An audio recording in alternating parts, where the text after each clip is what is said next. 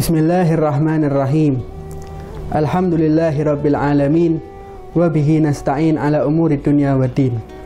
Wassalatu wassalamu ala asyrafil anbiya wal mursalin sayyidina Muhammadin wa ala alihi wa sahbihi ajmain. Amma ba'd. Ikhwani, para pemirsa yang dimuliakan oleh Allah Subhanahu wa taala, alhamdulillah, segala puji kita haturkan kehadirat Allah Subhanahu wa taala yang telah melimpahkan kepada kita semua rahmat, taufik dan hidayahnya. Salawat serta salam semoga tetap tercurah kepada junjungan kita Nabi besar Muhammad sallallahu alaihi wasallam beserta keluarga dan para sahabatnya. Kembali lagi kita dalam kajian sirah para nabi dan para rasul yang 25 yang diambil daripada intisari kitab Qasasul Anbiya alaihimussalam karya Syekh Muhammad Mutawalli Asy'arawi. Dalam pembahasan sebelumnya kita sudah membahas mengenai penciptaan Nabi Allah Adam alaihi salam dan bagaimana Nabi Adam ini manusia ini diciptakan dengan berpasang-pasangan antara laki-laki dan perempuan.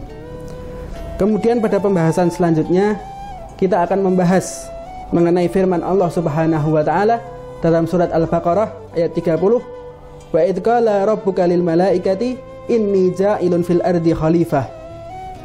Ingatlah ketika Tuhanmu berfirman kepada para malaikat, sesungguhnya aku hendak menjadikan seorang khalifah di muka bumi. Qalu ataj'alu fiha may yufsidu fiha wa yasfikud dima wa nahnu nusabbihu bihamdika wa nuqaddisu lak.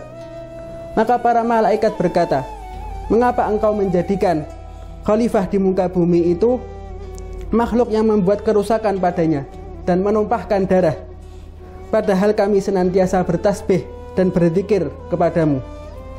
Kemudian Allah berfirman, wa qala inni a'lamu ma la ta'lamun. Sesungguhnya aku mengetahui apa yang tidak kamu ketahui. Pada ayat ini Allah Subhanahu wa taala menyampaikan beberapa poin penting yang harus kita pelajari. Yang pertama adalah Allah menyampaikan kepada para malaikat bahwa Allah menjadikan umat manusia sebagai khalifah di muka bumi. Dan para malaikat melihat bahwasannya umat manusia nanti akan berbuat kerusakan, yang mana manusia akan saling menumpahkan darah di muka bumi ini. Dari sini kita dapat menyimpulkan bahwasannya para malaikat sudah mengetahui tentang kehidupan di bumi ini. Dan mereka telah melihat adanya makhluk lain di muka bumi ini yang mana perilakunya sama seperti manusia, yang hidup dengan saling membuat kerusakan, saling menumpahkan darah. Seolah-olah para malaikat ini telah memiliki pengalaman pada masa sebelumnya. Akan tetapi mereka harus tunduk kepada perintah Allah Subhanahu wa taala. Dan ketika Allah memberi kabar kepada para malaikat, Allah tidak memberitahukan kepadanya kepada segala jenis malaikat. Allah hanya memberitahukan sekelompok malaikatnya yang bertugas untuk memakmurkan dunia, untuk berkhidmah di dunia, seperti malaikat yang menurunkan hujan, seperti malaikat yang mengurus daripada urusan di dunia, dan juga para malaikat yang menyampaikan amal-amal perbuatan manusia dari dunia ke atas ke arsy Allah Subhanahu wa taala. Begitu juga para malaikat yang mencatat amal perbuatan manusia, yaitu Raqib dan Atid. Kemudian poin yang kedua yang harus kita perhatikan dalam ayat ini adalah Allah menjadikan manusia sebagai khalifah di muka bumi. Makna khalifah menunjukkan bahwasannya manusia akan datang ke muka bumi ini saling bergantian, dari seorang ayah kepada anaknya, kemudian anaknya kepada anaknya, dan seterusnya. Kemudian Allah Subhanahu wa taala juga menjelaskan di dalam ayat ini bahwasannya Allah telah menunjuk manusia sebagai khalifah, yang mana artinya adalah pengganti, yang mana manusia diciptakan oleh Allah. Maksudnya adalah Allah memilih manusia untuk mengurus daripada urusan dunia, memakmurkan dunia ini.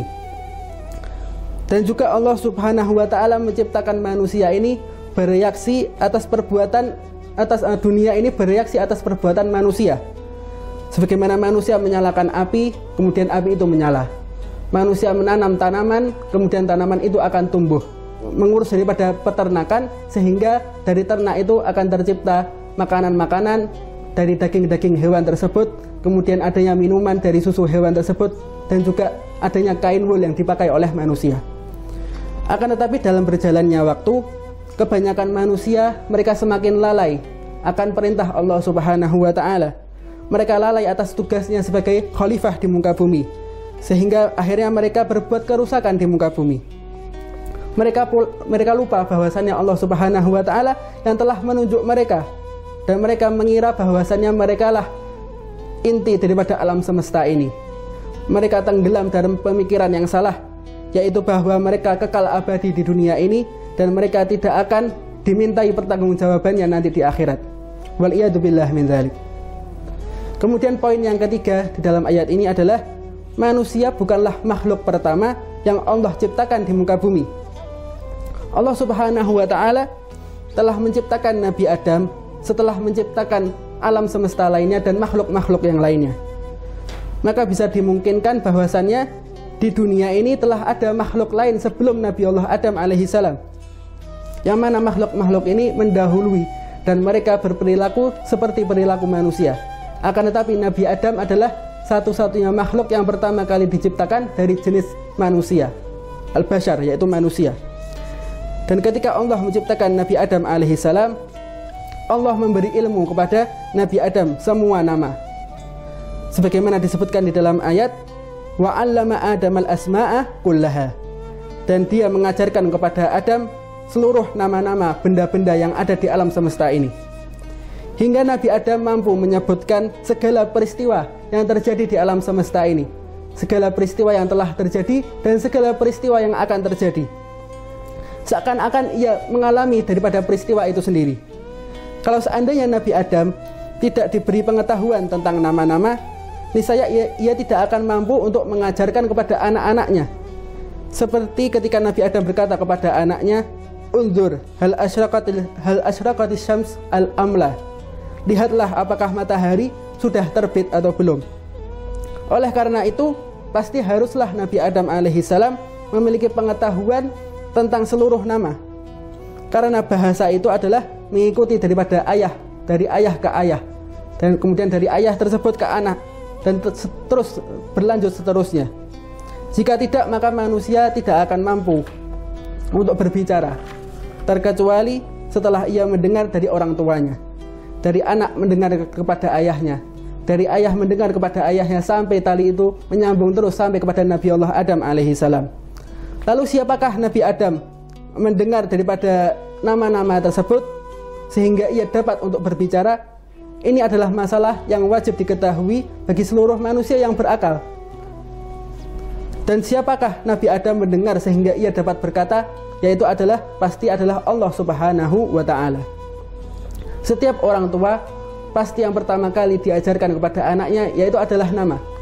Ketika anak itu lahir, kemudian anak itu pertama kali diajarkan oleh orang tua, maka pasti yang pertama kali diajarkan adalah nama-nama. Kemudian orang tua mengatakan kepada anaknya, ini adalah meja, ini adalah kursi, ini adalah ayah, ini adalah ibu, dan lain sebagainya. Yang pertama kali diajarkan kepada anak yaitu adalah nama-nama. Kemudian setelah anak itu tumbuh, barulah ia mengerti mengenai perilaku, mengenai pekerjaan, dan lain sebagainya. Kemudian muncul pertanyaan, apabila bahasa itu berasal dari Nabi Adam alaihissalam, lalu mengapa di dunia ini ada banyak sekali warna bahasa, banyak sekali bahasa-bahasa yang digunakan oleh manusia, bermacam-macam bahasa? Jawabannya adalah keanekaragaman itu muncul setelah beberapa periode dalam sejarah, diikuti pula dengan menyebarnya manusia ke seluruh dunia ini, sehingga sekarang kita mendapati dalam masyarakat, setiap masyarakat memiliki bahasa-bahasanya sendiri. Akan tetapi setiap bahasa memiliki keberagaman, namun mereka juga memiliki persamaan antara satu dengan yang lain. Sebagaimana bahasa Inggris atau bahasa Perancis dan bahasa Itali, mereka memiliki kesamaan dalam bahasa Latinnya. Juga bahasa Ibrani dan bahasa Suryani memiliki kesamaan dalam dengan bahasa Arab. Begitu juga dengan bahasa-bahasa yang lainnya di dunia ini. Bahkan di dalam bahasa Arab sendiri memiliki lahjah-lahjah tersendiri. Antara satu daerah dengan daerah yang lain memiliki lahjah yang berbeda-beda antara satu dengan yang lainnya. Dengan demikian, kita dapat mengetahui bahwa bahasa adalah perantara ilmu pengetahuan. Dan Allah Subhanahu wa Ta'ala mengilhamkan kepada benak Nabi Allah Adam alaihissalam yaitu nama dari segala sesuatu. Kemudian Allah menurunkan Nabi Adam ke muka bumi untuk mengembangkan daripada ilmu pengetahuan dari nama-nama yang ia ketahui, yang diberitahukan oleh Allah Subhanahu wa Ta'ala. Yang mana ini juga mengharuskan manusia untuk selalu berkembang dalam ilmu pengetahuan, menentukan dan mengidentifikasikan segala sesuatu di muka bumi ini. Lalu juga mengembangkan akal pikiran sehingga mereka dapat menerima risalah daripada nabi-nabi yang akan datang pada masa selanjutnya. Sehingga dengan perkembangan tersebut, manusia dapat menjalankan tugasnya di muka bumi ini sebagai khalifah yang diturunkan oleh Allah Subhanahu wa Ta'ala di muka bumi ini. Semoga yang sedikit ini bisa bermanfaat bagi kita semuanya. Hadza minni wal afu minkum wa sallallahu ala sayyidina Muhammadin wa ala alihi wa sahbihi wa sallam walhamdulillahi rabbil alamin.